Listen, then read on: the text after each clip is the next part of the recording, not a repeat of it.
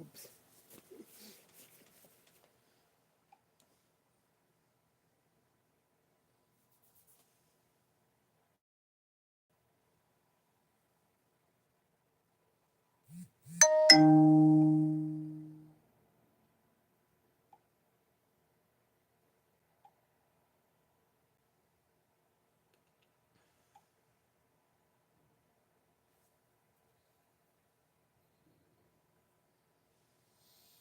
Jamie, what's up, Jamie?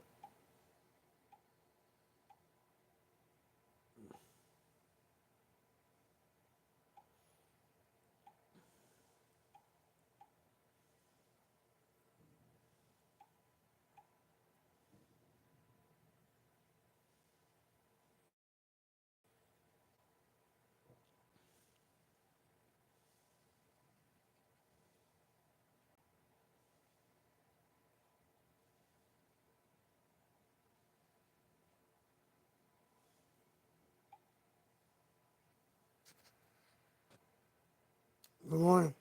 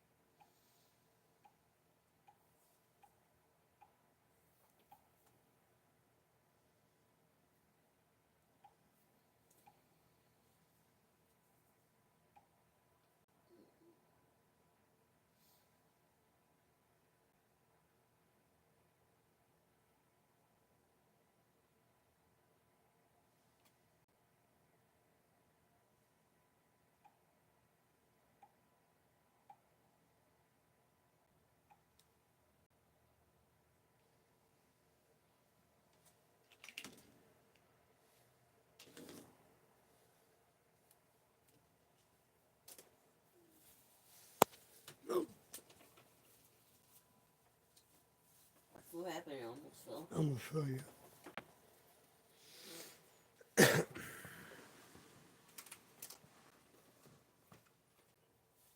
Is it almost well?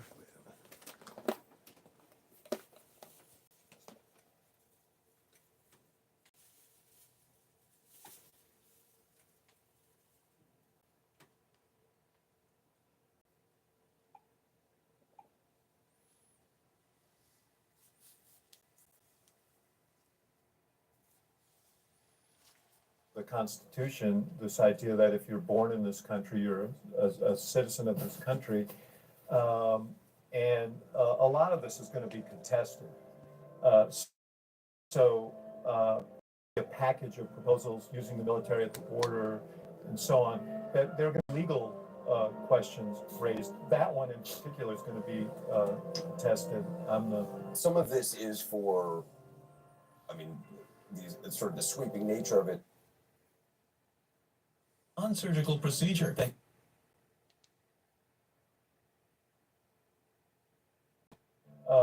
Now, again, this is a proposal that 2-1 the American people don't support. So this is chum for the base.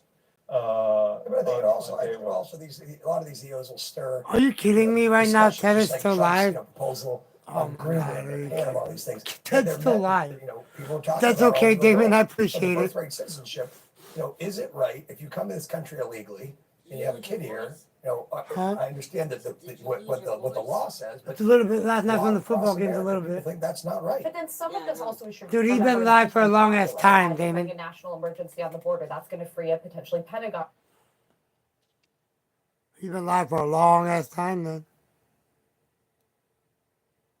That's the dog, the bite mark that the dog did to me. That's it right there. Yes. Action and can often bog him down and take him away from executing what they wanted him to do. Second with Caitlin comments. Caitlin? Well, Anderson, just to give you a sense of what we're looking at, given this is such a rare thing that we almost rarely see in our nation's history, which is an indoor inauguration. And what you're looking at right now is something that was put together just in a matter of days. This is the rotunda of the Capitol, of course, the main 10 hours? centerpiece of the Capitol. When you remember and look at the He's doing a iconic me images of live stream. Washington He's doing a me live stream.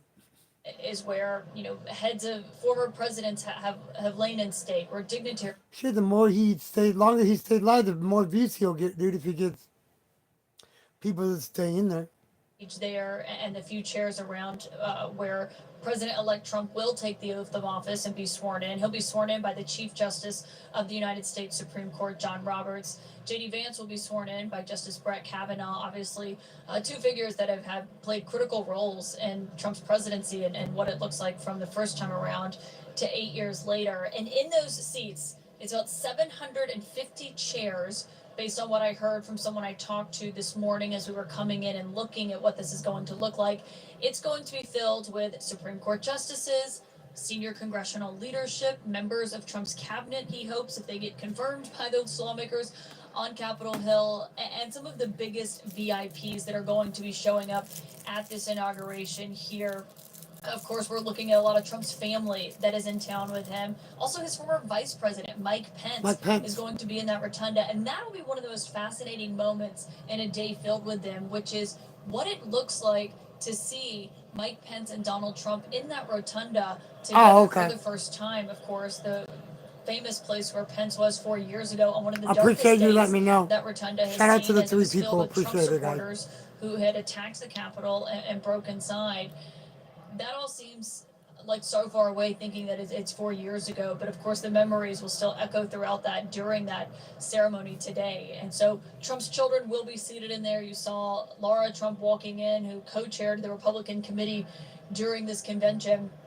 But looking at that rotunda on January 6th, remember we heard from Andy Kim. He was brand new There's on his Capitol daughter. Hill when January 6th happened. He said he didn't know Trump's what to daughter. do that day. He was kind of at a loss for words. And he said at the Democratic convention, he got a trash bag And her he started husband. picking up trash in the halls of Congress because of what had happened to it on that day. Obviously, the scene is very different with their Ivanka Trump and Jared Kushner, Tiffany Trump, and Ivanka's her his husband daughter, as well, right? all entering Or is the that his rotunda wife? for this moment. We're here in No, that's his Emancipation daughter. Hall, which is Ivanka's his not far daughter. from where you see everyone walking Ivanka's into the his doors daughter. right now. And there's a slew of Trump aides that I see entering the doors behind them. Emancipation Hall also is Well, the filled cat's with fucking a lot of notable scratching me. figures. It's got New York City scabs on Mayor it. Eric Adams is here. His comms director said on Twitter that he was just invited a few hours The ago, killed earlier dog. I this mean, didn't morning, even know it. and obviously met with Trump at Mar-a-Lago not too long ago, and I know. word that he is hoping for a pardon for his own legal troubles. There's Donald Trump Jr. entering the building with his Secret Service as well. Also, it says something about who else is invited here. I've seen Logan and Shout out Jake to the poor Paul people. and also Connor McGregor What? here. All of these figures that are Logan and with Jake Trump Paul? events that he's held during the campaign. What? Certainly some of his biggest allies in MAGA media as they've tried to use alternative forms of media in this campaign, Anderson. Obviously, just seeing who is in the room for this. You know what she just said? Logan and Jake Paul are at the inauguration. They're Trump supporters. Logan and Jake Paul are Trump's, but they met him. But that is what will take President Biden to Joint Base Andrews after this is over, and then he is going on to a vacation in California. Hello, everybody. How you doing? Thank you guys for being here this morning. I wanted to do this with you guys. That's the only reason why I went live. I want to be here and witness this with you guys so you guys can see it as well. When you think about who was seated inside St. John's Church, which is obviously even a smaller room, the fact that Jeff Bezos, Tim Cook, all the tech titans were in that room, including Joe Rogan as well, it really gives you, I mean, that wasn't by accident. That wasn't because they are so close to Donald Trump. Because Donald Trump, the president-elect, is sending a message by having them in that inner sanctum, if you will. Clearly, they will be in the rotunda as well. Yeah, I've asked Trump allies, how does he feel about these big tech executives now coming down to Mar-a-Lago, singing his praises? You know, Mark Zuckerberg, heavily critical of the Biden administration during a podcast with coming from 40 states and territories. Plus, a lot of people don't know this, but 4,000 law enforcement officers from 178 agencies across the country, they were sworn in, deputized as U.S. deputy marshals just yesterday, and they will be Cool. patrolling the Capitol. The security perimeter has changed, adjusting to those plans around the Capital One arena when the president makes remarks later today before that very crowded arena there. But here, relatively quiet right now, and U.S. Capitol Police saying there are no specific or credible threats. Of course, the U.S. Capitol Police Chief Thomas Manger saying the biggest concern for law enforcement, a lone actor, similar to what we saw, of course, play out on New Year's in New Orleans. As of right now, though, this is law enforcement's Super Bowl. We've seen helicopters.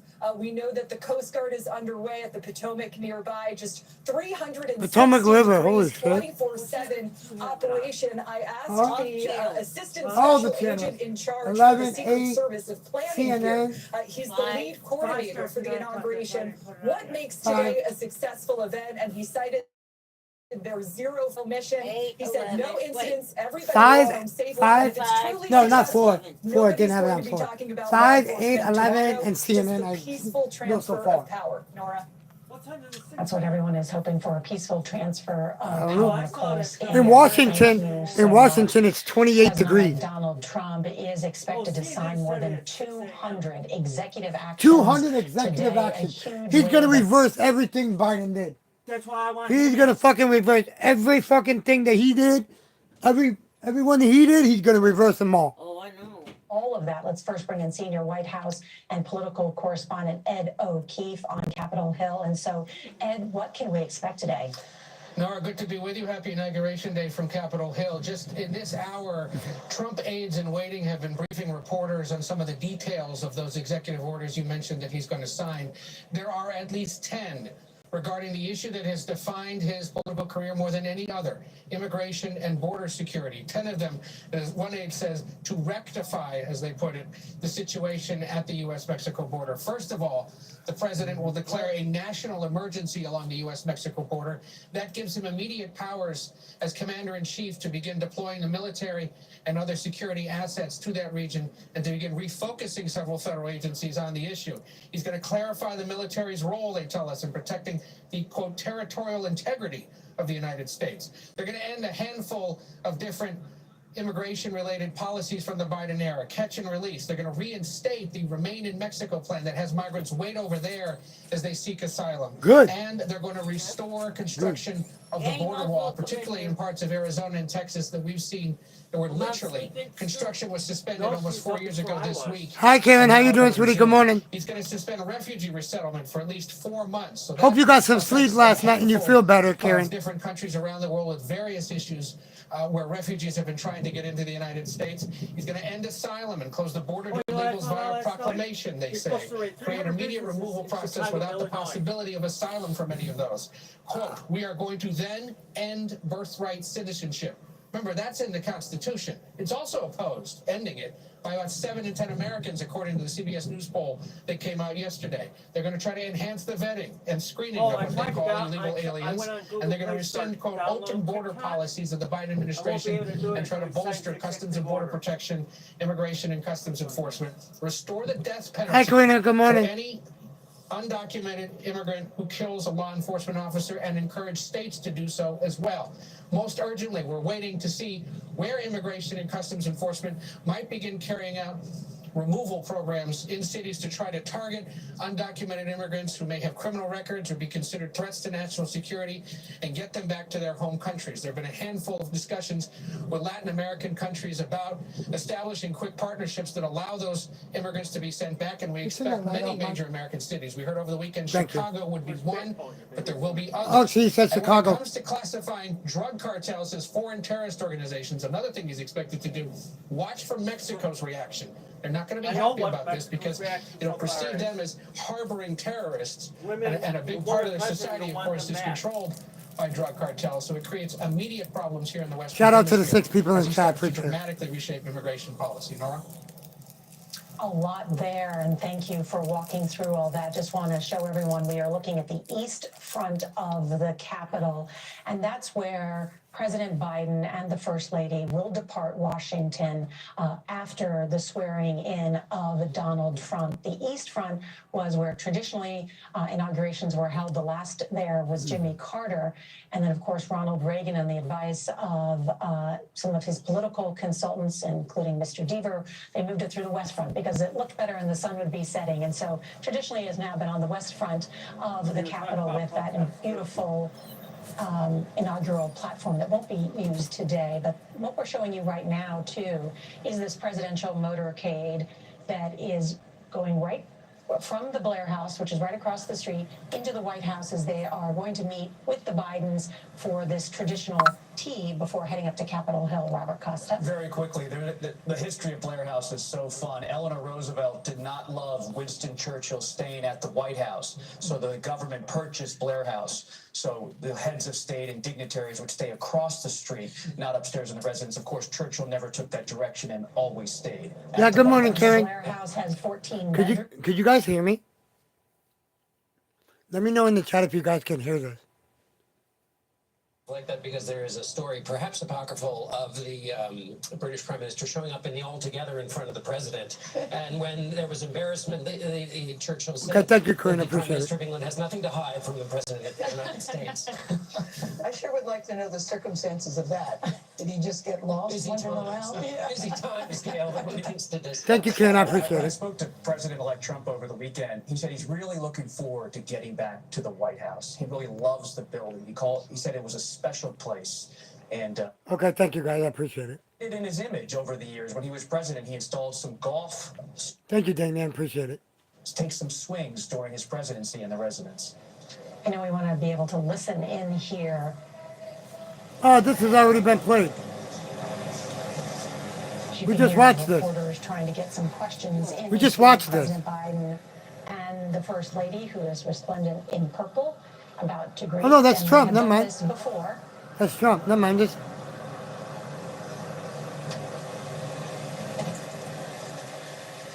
Oh, good morning, Zigzag.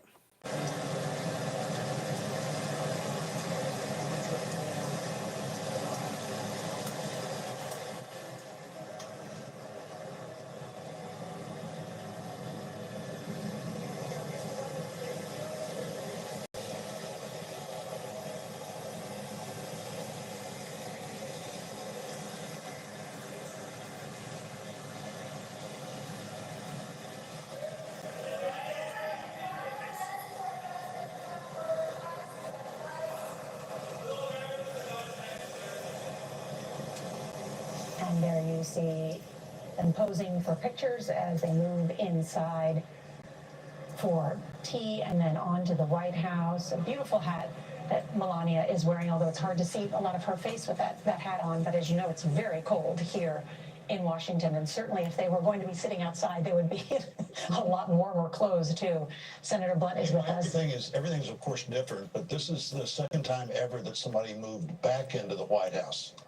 When the Clevelands left at the end of their first term, Mrs. Cleveland, who I think was not yet 30, said to the White House staff, "Don't change anything, we'll be back."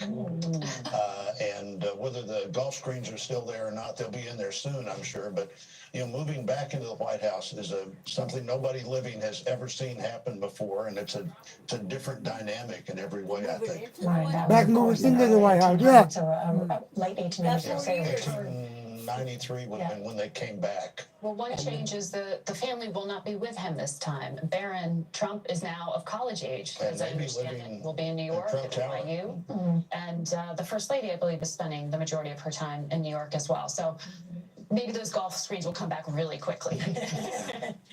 I want to we were talking about those executive actions and orders that will be issued today, that flurry of activity by the president. They will sign some of them in front of this crowd. And we just heard from Ed O'Keefe. I want to go to congressional correspondent Nicole Killian because she's on Capitol Hill. And of course, one of the other big stories involves TikTok. What do we know about that? Oh, let's hear it. Just to remind everybody. Let's hear it. This ban on TikTok, the required divestiture was passed by Congress. Let's hear it. In a bipartisan way, signed by President Biden, and now Donald Trump says he wants to undo that.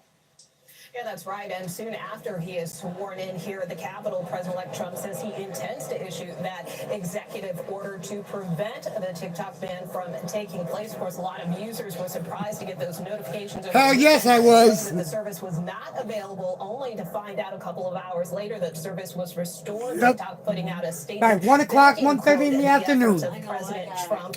And of course, the president-elect has said that this executive order would basically extend the period of time before the law's prohibitions take place. And so, as you mentioned, of course, that law passed by Congress just last year that would require TikTok to be sold off by its Chinese parent company ByteDance in order to keep operating. Now, the president-elect says that he prefers to see some type of joint venture where a U.S. entity would get a 50% ownership stake in some potential deal, but that remains to be seen. In the meantime, there are a number of congressional Republicans who believe that the law should stand as is, particularly because Congress passed it. It's been upheld by the Supreme Court, but the president-elect is still moving forward today with that executive order. And worth noting that TikTok CEO Xiao Chu is expected to be here for the Expected to be inauguration. there today. The damn TikTok CEO is in Washington, D.C.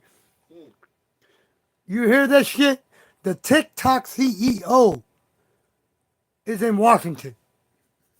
After this, and has said that any company that hosts, distributes services, or otherwise facilitates the communist-controlled TikTok could face hundreds of billions of dollars of ruinous liability under the law. So we see someone who is clearly in the MAGA camp, rebuking those companies, warning them that they should not put TikTok back up. And at the same time, there are a lot of concerns out there as well about what does this mean if a president can, with the stroke of a pen, undo what has been passed by a bipartisan Congress and upheld by the Supreme Court. I may ask Senator Blunt about that. I think that circumstance, it could be a huge problem. I wasn't in the Senate the last 2 years, so I haven't read the law carefully. I heard yesterday that if there is a viable purchase in place. All right, Damon. Appreciate it, Damon. Under the Appreciate law it, bud. to suspend the law. Otherwise, I don't know how you suspend the law. It's passed by the Congress, signed by the president, the law of the country, though there may be this viable purchase option, and maybe he decides there is one. But Tom Cotton's position. Yeah, I heard about that. Zigzag committee is that law would mean that pardon Fauci and the J6, January 6th fucking. On a deal prior to January 19th. And that's where the stickiness is now. We're now past that, and he's trying to invoke a 90-day extension, also saying he wants a joint venture with the government of China, which I believe is not legal, but maybe trying to gesture to what China does. I said by Tom Cotton for 4 years on the Intel Committee. He's not to be trifled with. He's definitely a hawk. Can I ask you a question, Senator, about these executive orders more broadly? It's the theme of the day. It's certainly the theme at the beginning of the Trump administration. Mike Lee once said about executive orders, the president is not a king. There was a period where Republican senators in particular did not like executive orders. Help us understand how you see those in the context of a government that was built with checks and balances between the power of the presidency and the power of Congress. Well, what presidents mostly do now is they reverse the last executive orders. So you could argue they're trying to get back to where it was before the other person issued their executive orders. I think it's a huge problem. Every president starts the presidency in this same Shout out to the 9 people in the chat. Appreciate it, guys. Hit that like button if you haven't already for me, please. 9 people in chat and only 4 likes. I appreciate it, In guys. some cases, they don't have the power to do what they hope to do, just like President Biden did about student loans. President Trump may find out the same thing about the 14th Amendment and birthright citizenship. I hear that, Zigzag. But we need to. Well, one of the problems here is, John, like the Iranian. Hold on. Collins has some news now. We are all awaiting specifics. They always say that you campaign in poetry, and I think maybe it was David Axelrod who came up with you campaign in poetry and govern in prose. Maybe not. Maybe it precedes him. I'm not sure. But in any case, we are waiting for the prose. We're waiting for the details about what Donald Trump is exactly going to do. Caitlin Collins, you're learning more. And Trump will be governing by executive order, certainly today, Jake. We know he's going to be signing a lot of executive orders. They're going to be coming fast and furious. after he takes the oath of office. We're learning more about just where he's going on this. Barack Some of them Obama's will going to be focus on his there. biggest priorities, like immigration, 10 of them to be exact, I'm told. But also some of them will focus on things he said in recent weeks, which is, remember that press conference he had at Mar-a-Lago where he talked about renaming the Gulf of Mexico to Gulf of America? That is going to be an executive action that he plans to sign today, I am told. That will be one effort. But also, Jake, another one he's going to do is not rescinding stuff just that Biden has done. He's also going to try to change things that President Barack Obama did, including naming the highest peak in North America, which Biden named, or excuse me, that Obama named Denali. He will be reverting the name back to Mount McKinley. That is not just because he wants to undo something that President Obama did. Good. President Trump Because has Mount a McKinley fondness is in the for history President books. McKinley, who the mountain was It's named part of after history. he was assassinated. He wants to mirror a lot of his Hillary tariff Clinton's going to policies be there. potentially as soon as he takes office. We're still waiting to see what it looks like in terms of tariffs that Trump enacts, and something that he has said he would use as a tool when negotiating with other nations. But those are two steps that he will be taking today: renaming the Gulf of Mexico to the Gulf of America, and also renaming Denali to reverting the name back to Mount McKinley. As you can see here, John Boehner and Newt Gingrich and Kevin McCarthy, three former House speakers, lining up to enter the Oh, retirement. good old Newt Gingrich. Oh, my God. He's still alive? He must be. He's standing right there. I don't know how old he is right now. Does anybody know how old Newt Gingrich is?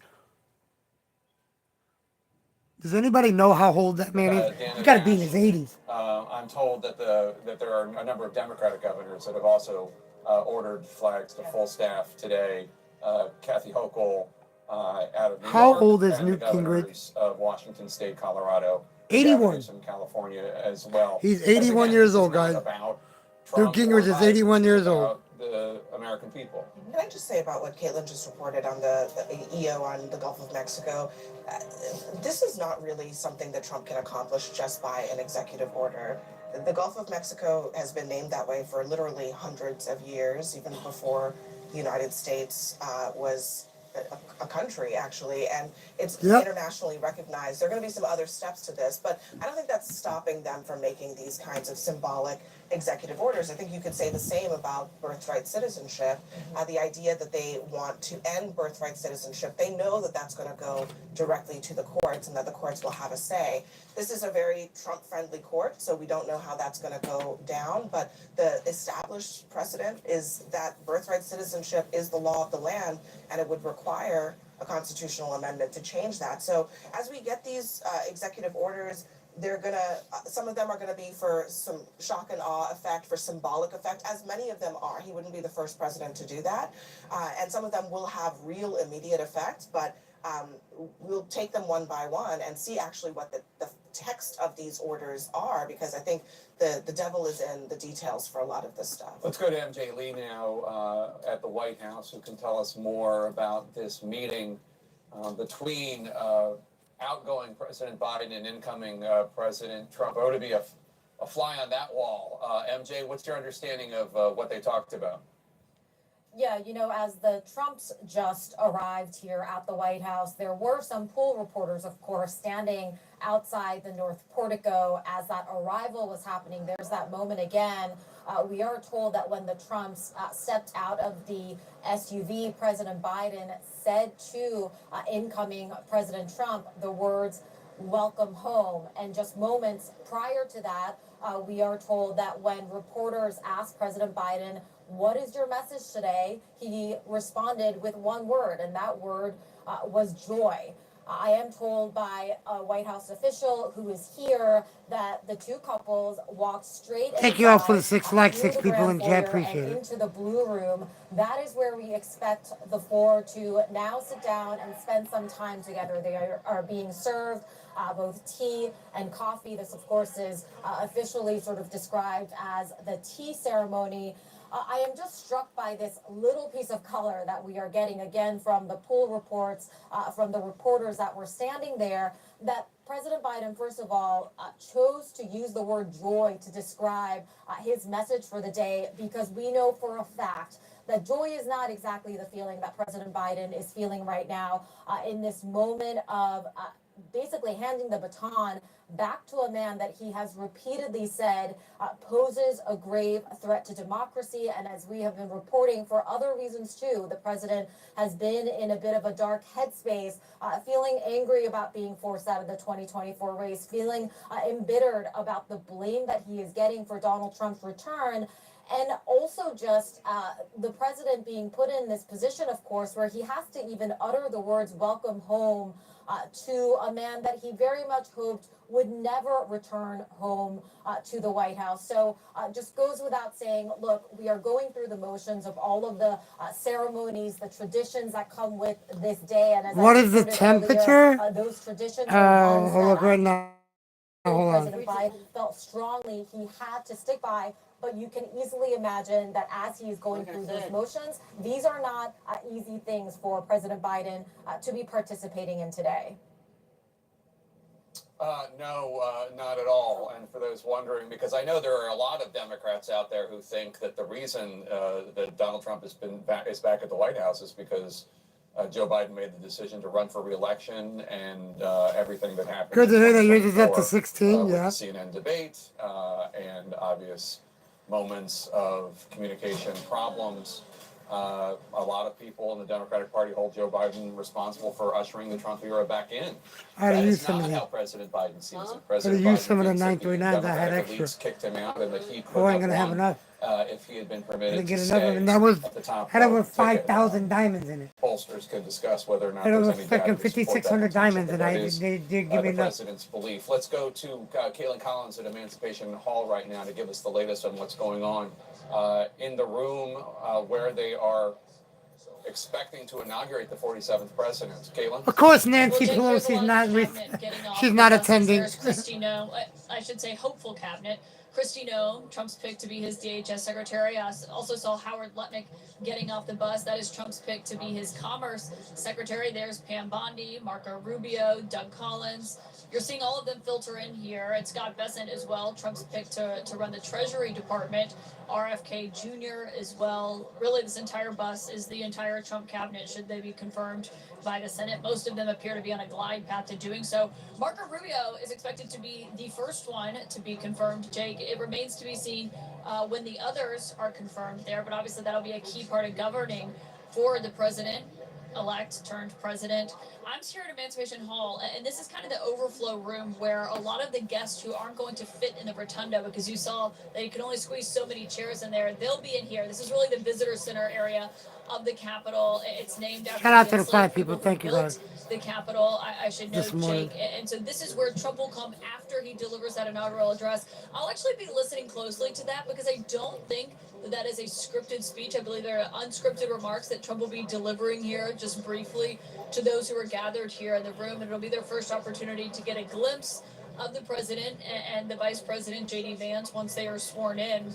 Right now, so far, you're already seeing a few notable figures here in the room. Governors will be here and other VIPs at the top. Guests of congressional leadership we know are expected to be seated here. Hakeem Jeffries, the Democratic leader in the House, is one that we're expected to be here. Right now, you're looking at the north lawn of the White House. You can see those green tents in the background. That's where all the TV reporters stand and deliver their reports. Of course, the Beast is leading off. That's the car that Joe Biden and Donald Trump will get into together with the First Lady and the incoming First Lady to ride up here to the Capitol where I am, Jake. And you're just getting a sense of all of the people, the VIPs that have been shifting around and figuring out where they're going here.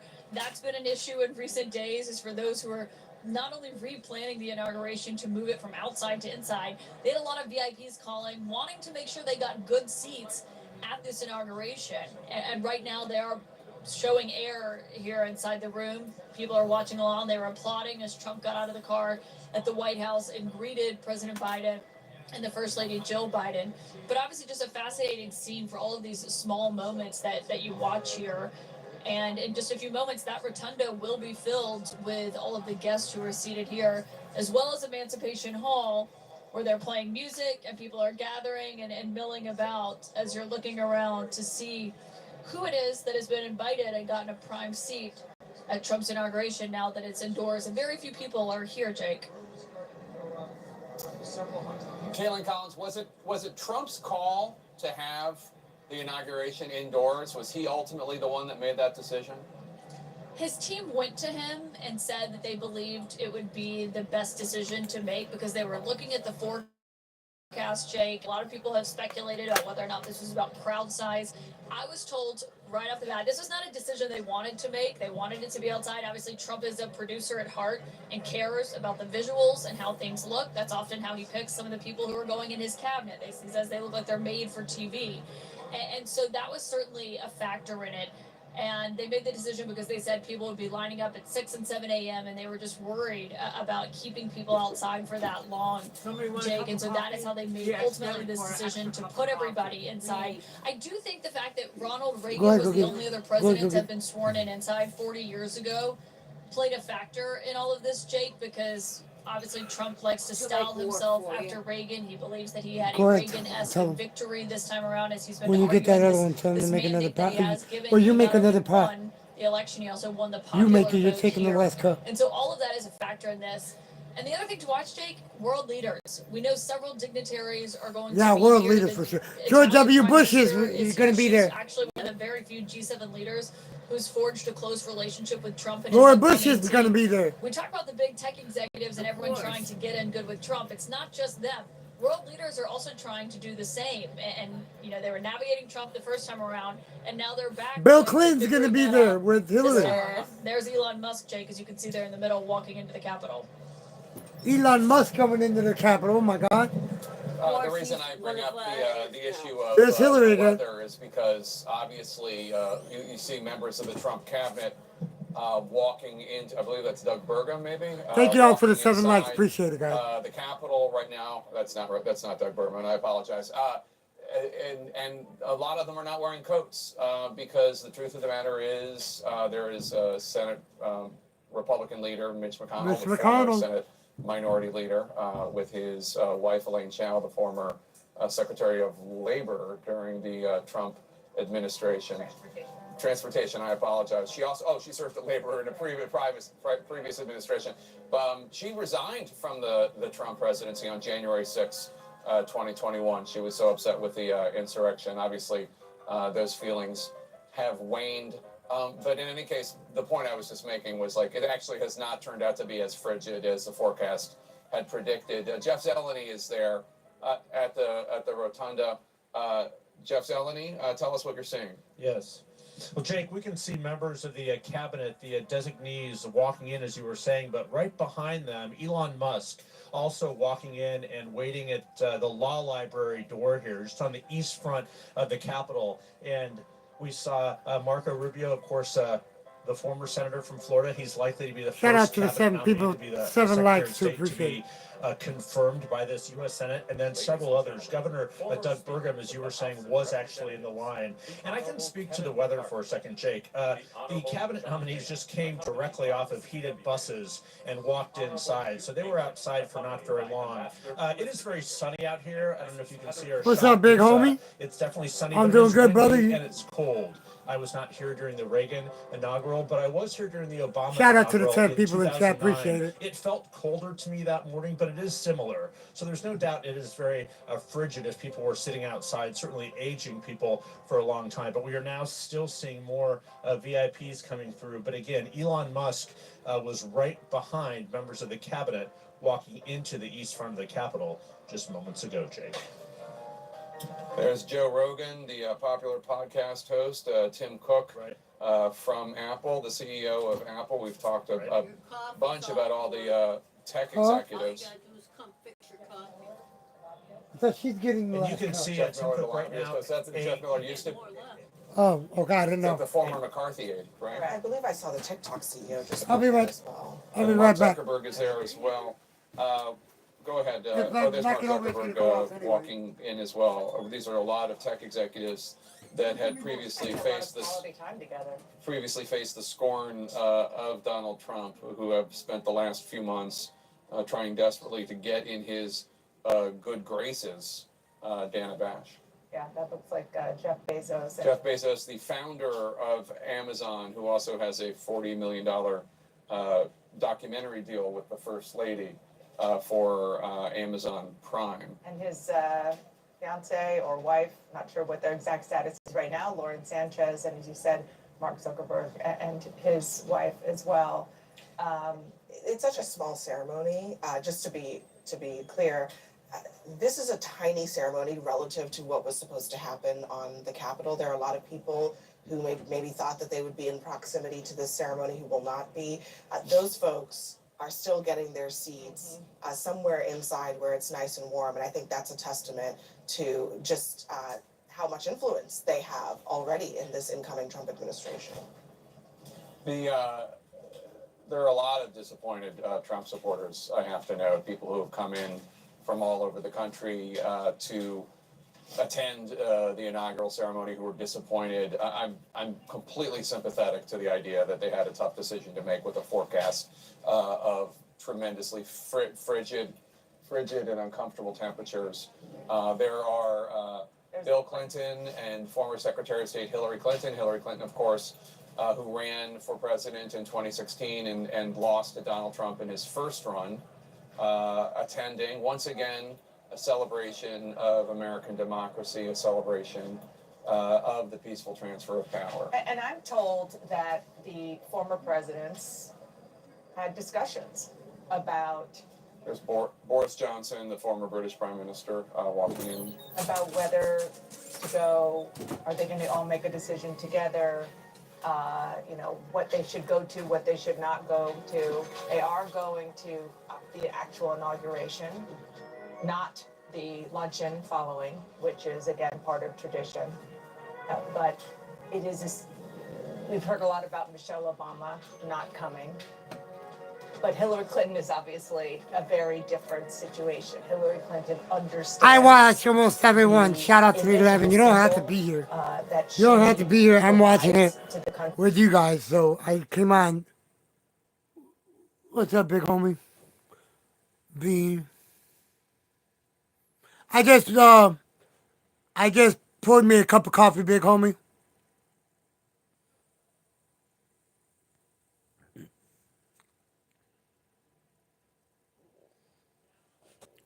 Created Donald Trump. Enjoy the holiday, B. As he falsely said that Barack Obama, falsely suggested that Barack Obama had not been born in the United States, but that the first African-American president in American history had actually been born in Africa. A racist and malicious lie. But Barack Obama, nonetheless, attending this inaugural. Michelle Obama not there, as we've discussed in the immortal words of Bartleby the Scrivener. She would prefer not to attend. Her absence from both the Carter funeral and the inaugural is interesting. Vivek Ramaswamy, who is was part of the Department of Government Efficiency that Donald Trump. I think he still is at this. But he is resigning from it, and there is some talk of. Guys, they got me in fucking. Fuck. I should have. Fuck, they got me, guys. Fucking with a claim. I don't give a fuck. Stop fucking with me, man. Stop fucking with me. I don't give a shit, man. This is not... Man, I swear to fucking God, man. Fix your fucking AI bullshit, YouTube. Fix your fucking AI shit. This is supposed to be a platform for fucking news? Bullshit. It's not a fucking platform for news. It's a platform for you bitch-ass motherfucking owners to make money off of. Make money off of fucking us. That's fucking bullshit, man.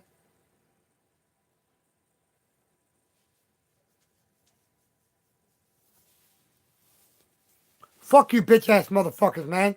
Take the goddamn video down. Take the live stream down if you're gonna fucking take it down. Fucking bullshit, man.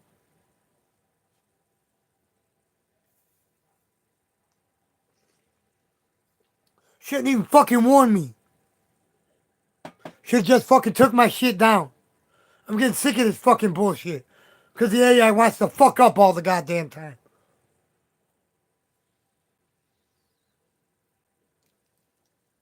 It's all about fucking money with you motherfuckers. That's it. It ain't about the fucking damn... It ain't about the fucking damn content creator. You ain't worried about fucking us.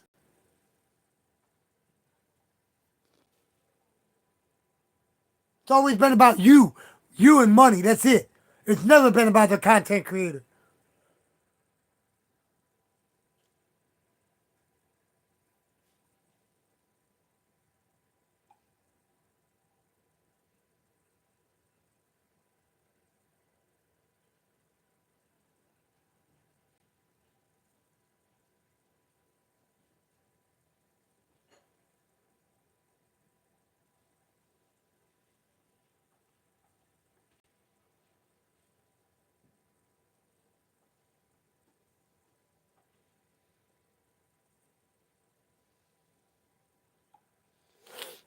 Fucking bullshit, man. Kaylee, what's up?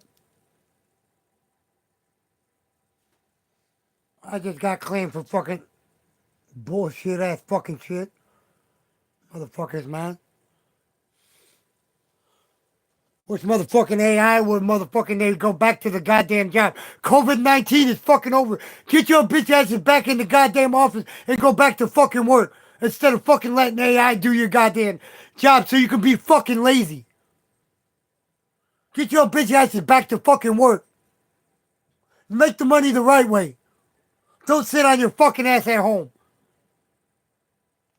Who is skipping today's ceremony, and some also on the left flank of the Democratic caucus, like Alexandria Ocasio-Cortez, is one who is not planning on attending. Neither Ilhan Omar, a progressive Democrat. Yeah, bro, it's fucking bullshit. Democrats who are attending after saying that Donald Trump was a threat to the democracy. I'm gonna motherfucking goddamn dispute it. When this shit's over, I'm gonna fucking dispute it. When it uploads and it tells me I gotta fucking wait and it changes the color, I'm gonna dispute this shit. This is supposed to be a motherfucking platform for fucking nude. This is nude. So I'm not allowed to fucking play it because it's fucking a CNN? What happened? What happened? They fucking claim me on it. Already fucking claim me. AI already fucking claim me. I'm guessing you're gonna have to, like, take that one off, right? Well, I thought, it was, Dude, I know. I'm not a news station. I'm not a journalist. So I'm not supposed to fucking be fucking showing it and having audio on it.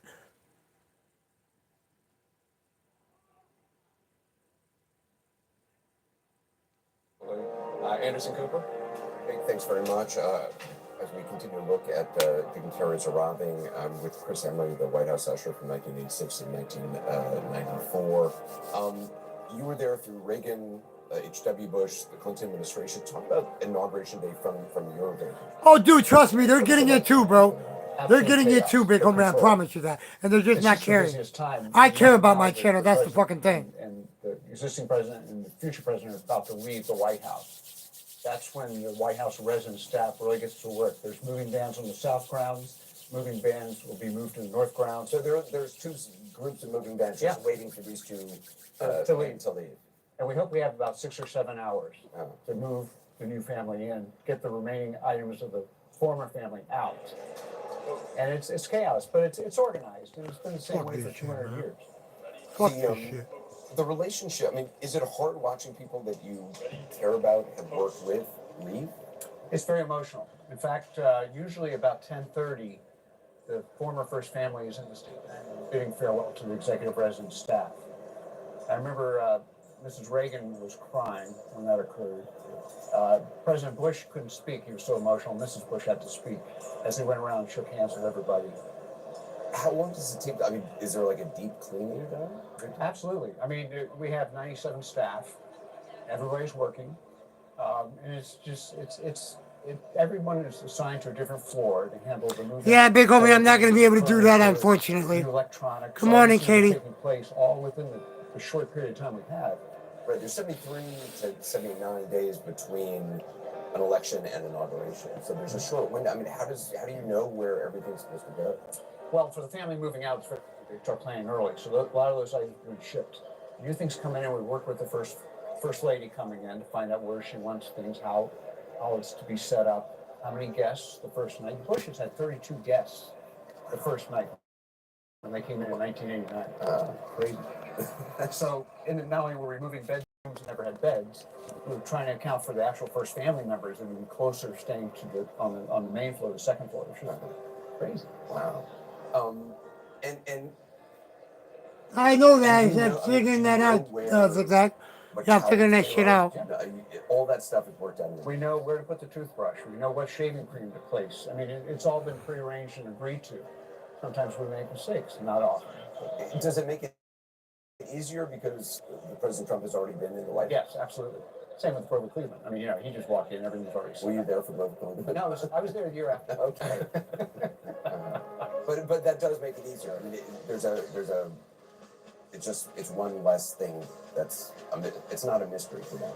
Well, it's not a mystery. I mean, you have to account for, like as I said, the things they're going to access first. Their toiletries, their clothing, and then we have to account for the house guests.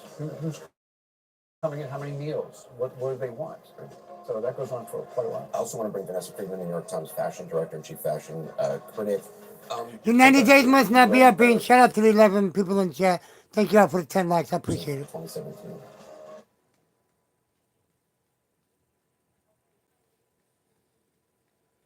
Before, and she's got a quite structured, very sort of protected coat. Yeah, it is and what it is, a guys. very dramatic hat, which is by Eric Javits. And it's a sort of marked difference from what she wore in 2017, where she really seemed to be making an effort to be part of a sort of First Lady continuum. She wore a Ralph Lauren look, she was his 5th First Lady, and it was very evocative of Jackie Kennedy. What message, is it sending a message of some sort? Well, you know, I mean, John F. Kennedy took his hat off in 1961 and made a big statement. She's keeping hers on. And Pastor, what, I don't know, how much, how has her style evolved over, I mean, are there a lot of designers who want to dress? I mean, is it the case that any designer would love to dress her? Any designer would love to dress the First Lady of the United States. And when you speak to them, whether it's a big brand or a small brand, they will say it is their honor to dress the White House. It's not necessarily, They don't necessarily say the Trumps, exactly. So that's the look you're, That's the look. It's a little bit, it's more royal family governess than necessarily American First Lady. that's what reads to royal family governance. That's interesting. We've had, who's the most fashionable or sort of iconic First Lady? I mean, certainly the most Kennedy? recent one, Michelle Obama, before her, Jacqueline Kennedy, but every... How is everybody doing today? Let me know in the chat how everybody is. And tell me what the weather is by you guys. Right, it's to represent the look of the administration, the values of the administration through imagery. Right, these are people who... And we're seeing, by the way, we're seeing both First Ladies, the current and the future First Lady, and also the past. Okay, that's cool. They will ride together.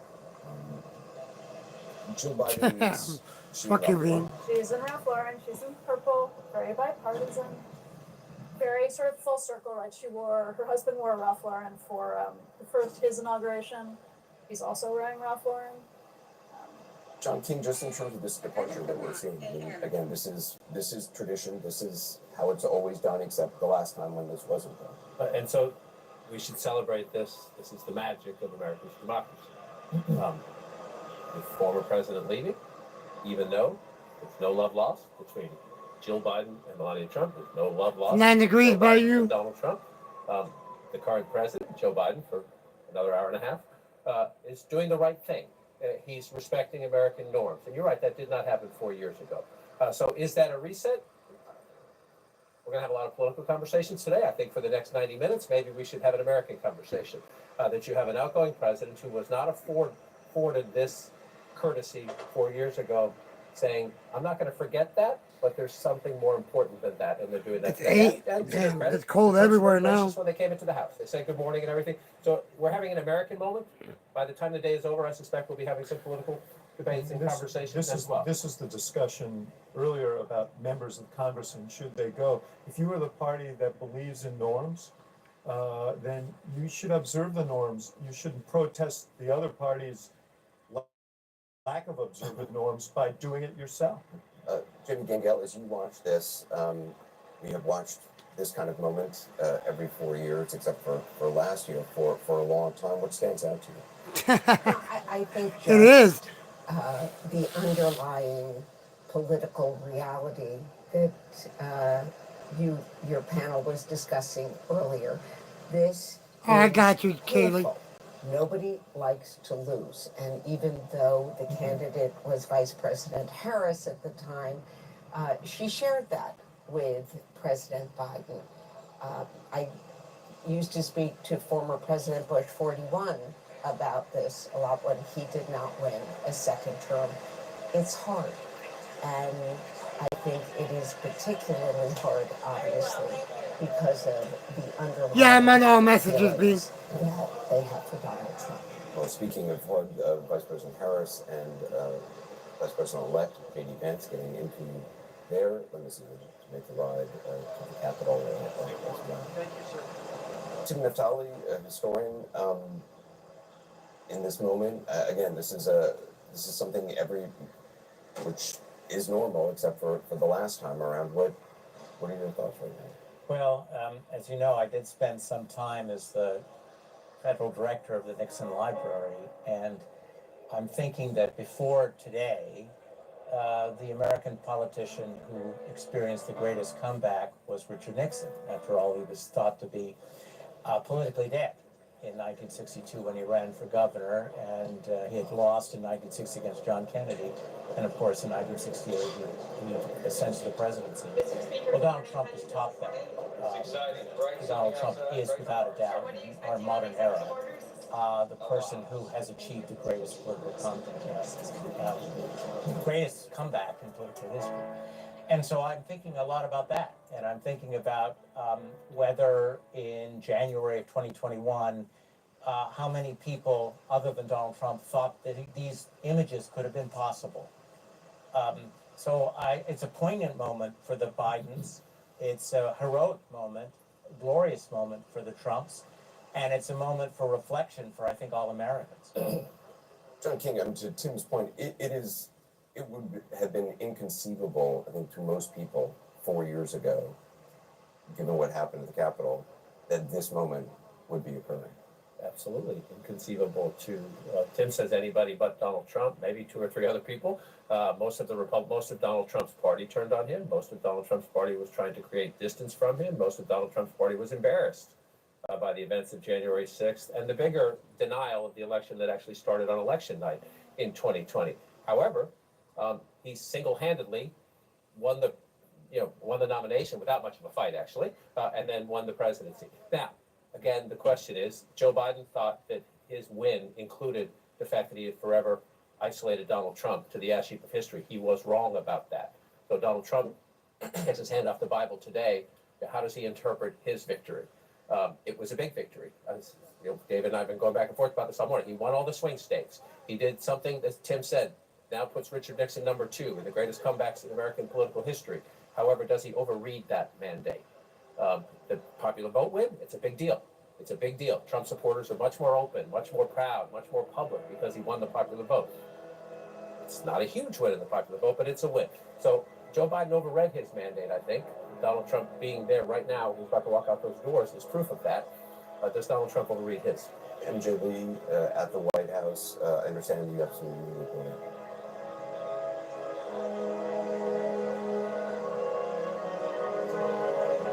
We are learning that President Biden confirmed to reporters some moments ago that he did, in fact, leave a letter for the incoming President Donald Trump in the Oval Office.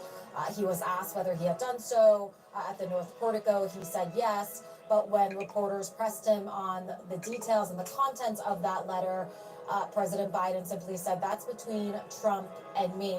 Of course, you'll remember that the former President Donald Trump left President Biden a letter in the same manner back in 2021. It was actually one of the rare traditions of the passing of the baton that President Trump at the time had adhered to. And President Biden would go on to describe that letter as very generous. Now, we are watching those doors to see the Bidens and the Trumps emerge after their meeting inside the Blue Room at the White House for some coffee and tea. We should keep in mind, once President Biden gets inside that motorcade, this will be the last time that President Biden rides the presidential motorcade as a sitting president. There they are. And let's watch these. Hey, Emily.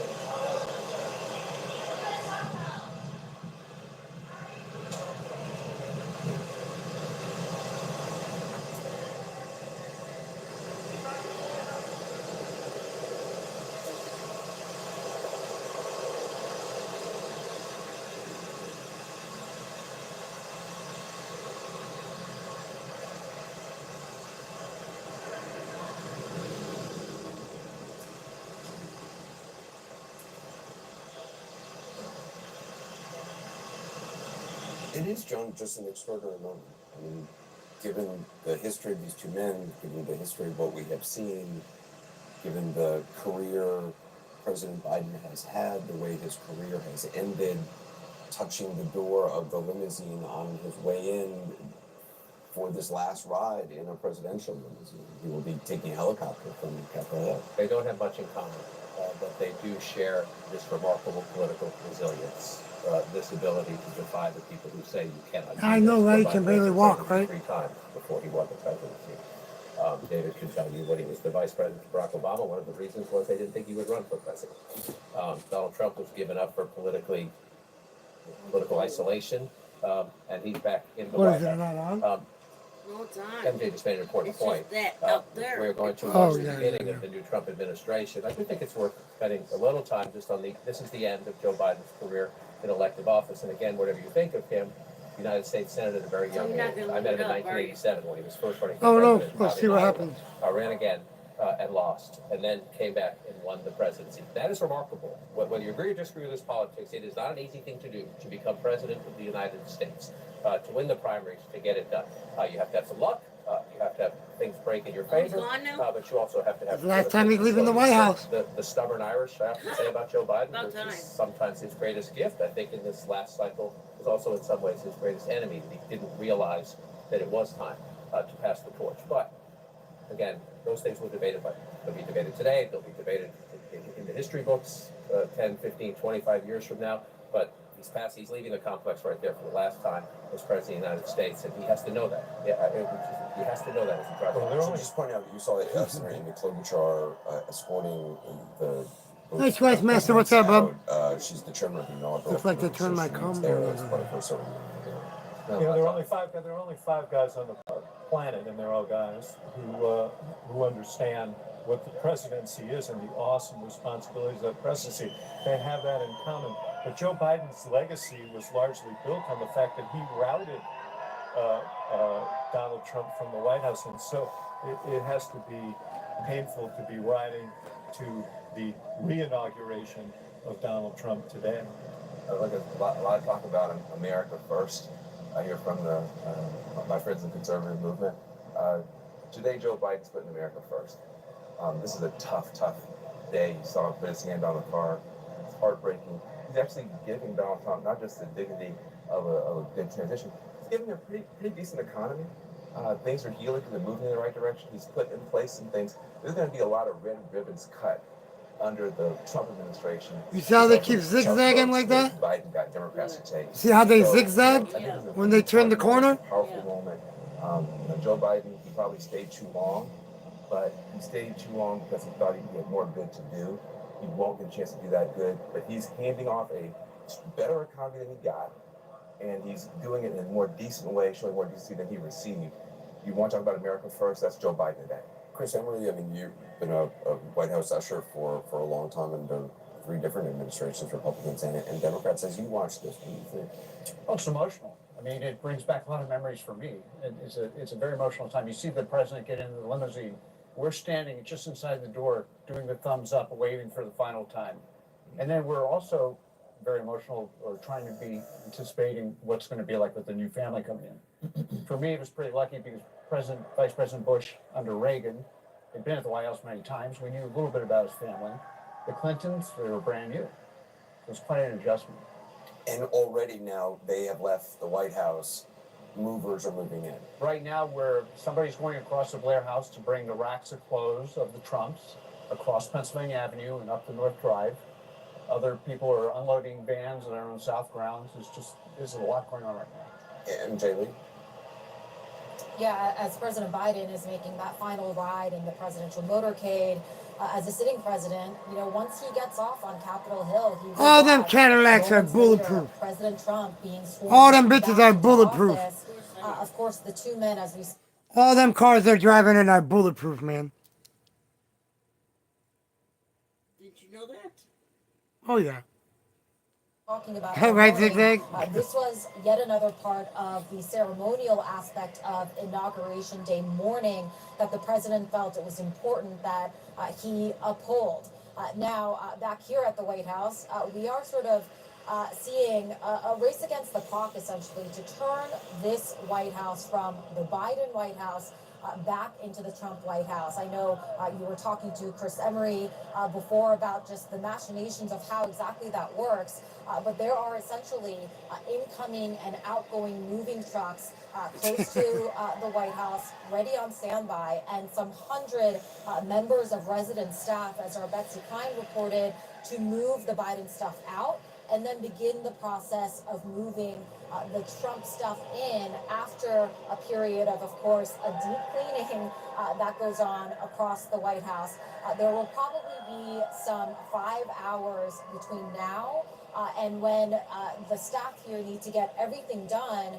And later, when the Trumps return here to the White House as the first couple once more, it will kind of be like maybe they never left. Their furniture, art, clothing, all of that should be, if everything goes smoothly, They already fucking in the attempted to places kill that him they're once. supposed to be, so that Unless they that can was a now fucking all a hoax, man. I think proceed it was to all live a at the fucking White hoax. House once again To be for honest. another 4 years. Tim Naftali, what we're about to witness, talk a little bit about the history of that, the history of inauguration. The very first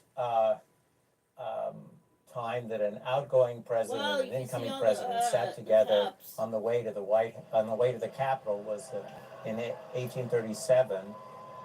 Andrew Jackson and Martin Van Buren. That was a very positive, very happy transition. Martin Van Buren had been Jackson's vice president. That was the first time that this kind of event occurred. The very first time it ever occurred in an automobile. It was Warren G. Harding's inauguration. What does that look for? Sometimes we hear about what they say to each other in the cars. In the case of 1961, when Kennedy, young John F. Kennedy, who had been a junior officer, was sitting in a car with Dwight D. Eisenhower, who had been the Supreme Allied Commander of Allied Forces in Europe. When they were in the White House, they talked about D-Day. They talked about World War II. Other presidents don't say anything to each other. Truman and Eisenhower had a very chilly relationship and a very chilly car ride. It'll be interesting to find out what Biden and Trump are saying to each other, since this is the only time that they will ever take this kind of ride together. They should have taken it twice, as we've mentioned it before, but that, of course, didn't occur in 2021. So this particular ride, whether it's in a carriage or in a car, has been an important ritual in the passing of the baton from one presidency to another. That's right. I mean, it's interesting to me how, people think about politics, you see it on television, but there are personalities involved, and politics is personal, and the personality, people have feelings and emotions, and all of that plays into a moment like.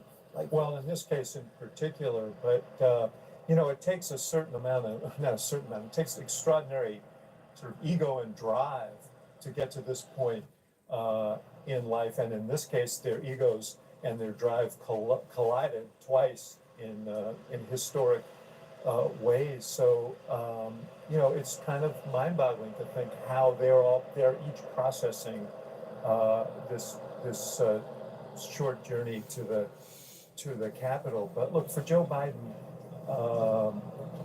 this is a sad ending. This is kind of a Shakespearean tragedy. He came to the Capitol as the youngest senator, and he was heralded in 1973 as a future presidential candidate. And here we are half a century later. Had he chosen a different path, had he not run... Shout out to the 6 people in chat, appreciate it. He might be, this ride might have been easier for him. I think that there's so many emotions that must be rushing through him at this point. Jake, let's go back to you. Yes, White House notes. Thanks so much, Anderson. We are all watching with great interest this limousine ride with the two presidents. Let's go to Jeff Zeleny, who is right outside the Capitol. Jeff?